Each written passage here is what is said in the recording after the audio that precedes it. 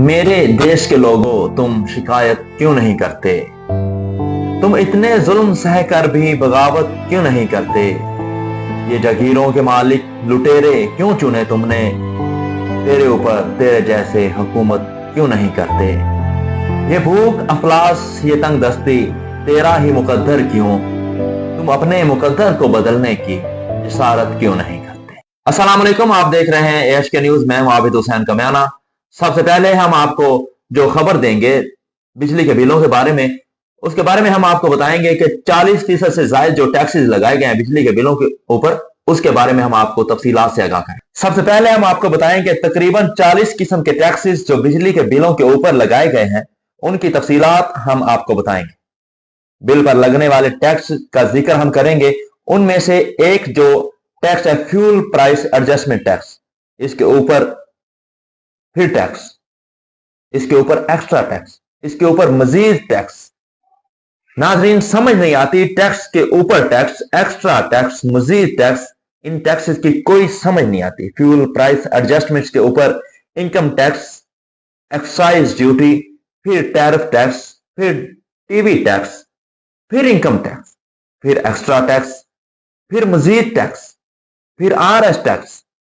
आप बिजली का यूनिट इसके इस्तेमाल के हिसाब से बढ़ेगा कि आपको इसका इल्म ही नहीं है कि आप बिजली का बिल इस्तेमाल कर रहे हैं, तो आपको इस बात का कोई आइडिया, कोई इल्म नहीं है कि आपका जो बिजली का बिल आएगा वो कितना आएगा।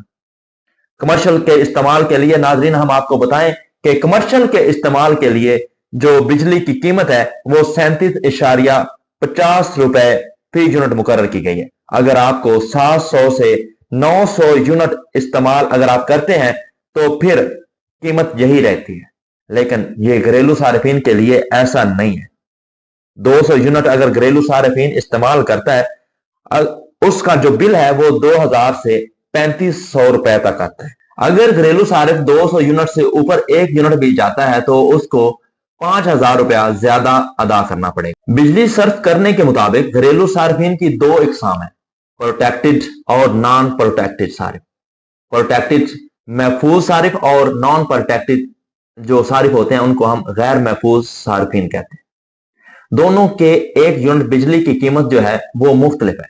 अगर प्रोटेक्टेड सारिफ जो है लगातार 6 माह तक 200 यूनिट बिजली का इस्तेमाल करता है तो उसके ऊपर जो कम रेट की सहूलत है उसको दी जाती है। अगर 6 माह के अंदर एक दफा भी वो 200 यूनिट से एक यूनिट भी उसने क्रॉस किया तो उसको जो कम रेट की सहूलत है वो नहीं दी जाती। जो नॉन प्रोटेक्टेड, जिसे हम गैर महफूज सार्फिन कहते हैं, अगर वो 200 यूनिट इस्तेमाल करता है तो फिर 27.14 रुपए फी यूनिट के हिसाब से उसके ऊपर जो उसको कीमत अदा करना पड़ती है। अगर वो 301 यूनिट इस्तेमाल करेगा तो फिर 32.03 रुपए फी यूनिट अदा करना पड़ेगा उसको। 2024 का जब इलेक्शन स्टार्ट हुआ तो पार्टियों ने मंशूर दिया कि हम जो बिजली है वो फ्री देंगे, जिसमें नून लीग ने कहा था कि हम 300 यूनिट तक बिजली फ्री देंगे।